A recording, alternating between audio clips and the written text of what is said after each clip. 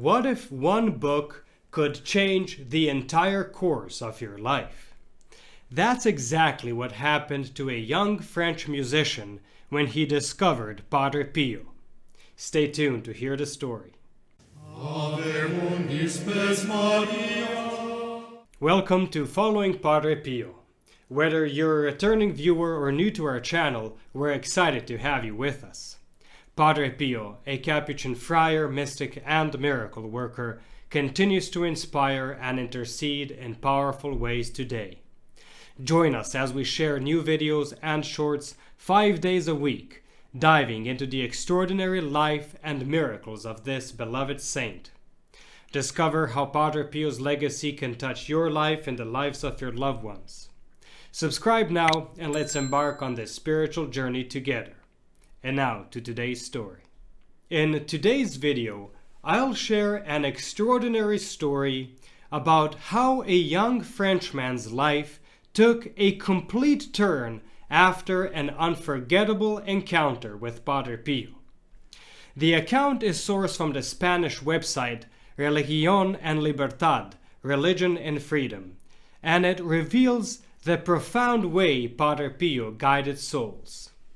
Let's dive into the story of Father Jean-Marie Benjamin. In the late 1960s, Benjamin was a cabaret musician in Paris, immersed in a world of freedom and creativity. By his early 20s, he had already recorded 2 albums and was composing his first symphony. Music was his life's passion. Yet he had no idea how dramatically his path was about to change. One evening at a friend's house, Benjamin noticed a book on Padre Pio. The photo of the saint on the cover caught his eye. Intrigued, he borrowed it and read it in a single night. Something stirred within him, and he felt an overwhelming urge to meet Padre Pio in person. Soon after, he set out for San Giovanni Rotondo. Upon arriving, Benjamin stayed at a hotel where he met a man named Marco, a literature professor. Marco shared some practical advice. If he wanted to confess to Padre Pio, he would need to attend the 5 a.m. Mass and obtain a ticket. However, he also explained that Padre Pio rarely heard confessions from foreigners because it tired him, but he encouraged Benjamin to try.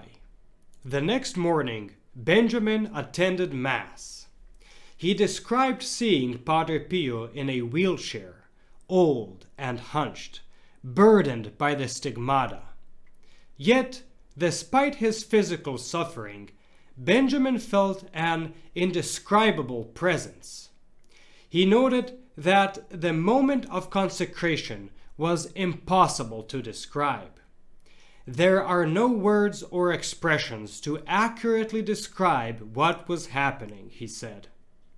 The young Frenchman couldn't secure a ticket until Marco, his newfound friend, generously gave him his. But even then, Benjamin had to wait 3 more days, as Padre Pio was too unwell to hear confessions.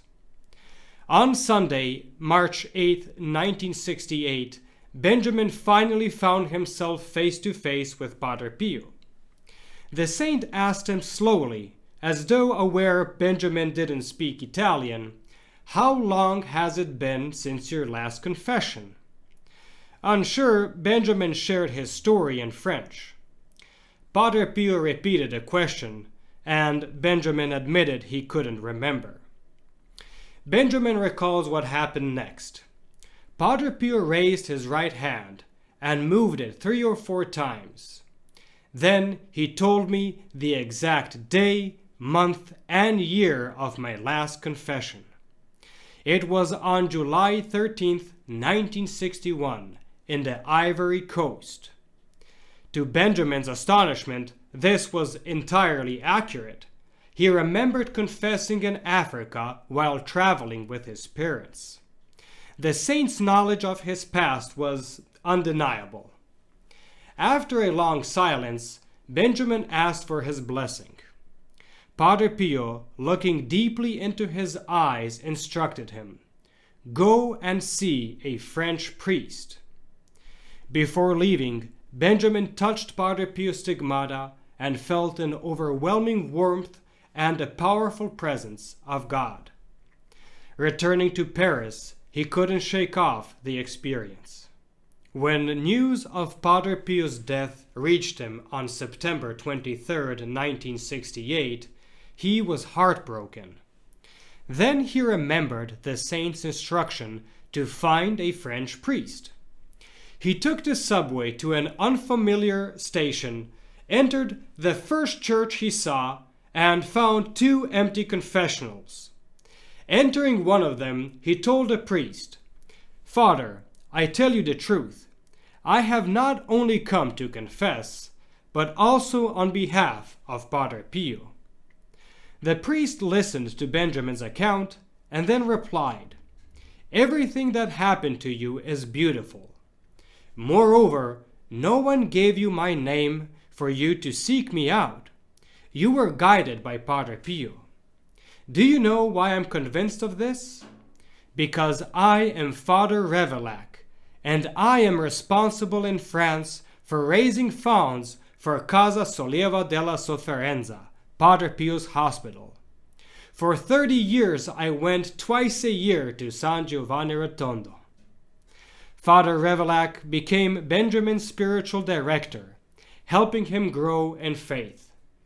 The young man felt a calling to the priesthood and left music.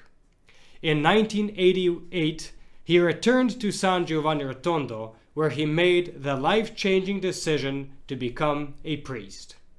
He was ordained on October 26, 1991. And with that, we conclude today's story. Thank you so much for watching. Your support means the world to us. If you enjoyed this video, please like it and share it with your friends. Love our videos? Then click the bell to get notified as soon as we upload something new. Otherwise, you will miss out. Check out the specially recommended videos on the end screen or click the links in the description below for a full selection of great content, including our Padre Pio Thoughts for the Day playlist, to enroll your Mass intentions for next Friday's Padre Pio Holy Mass, and to explore our new website.